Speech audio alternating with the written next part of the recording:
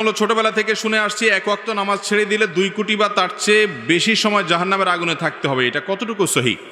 ভাই, এই মর্মে একটা কথা আপনারা ছোটবেলা থেকে শুনে আসছেন, আমরাও সবাই শুনে আসছি। সেটা হলো এক ওয়াক্ত নামাজ কাজা করলে, এক ওয়াক্ত নামাজ না পড়লে, তাহলে সেই ক্ষেত্রে 2,88,00,000 বছর জাহান্নামের আগুনে পোড়াইতে হবে এক ওয়াক্ত নামাজ কাজার কারণে, ছাড়ার কারণে।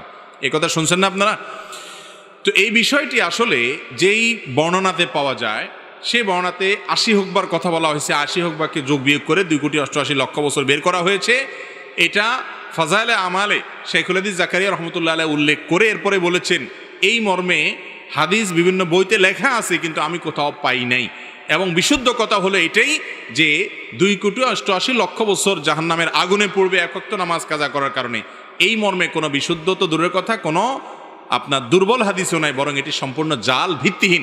কোনো হাদিসের কিতাবে এরকম কোনো কথা বলা হয় নাই।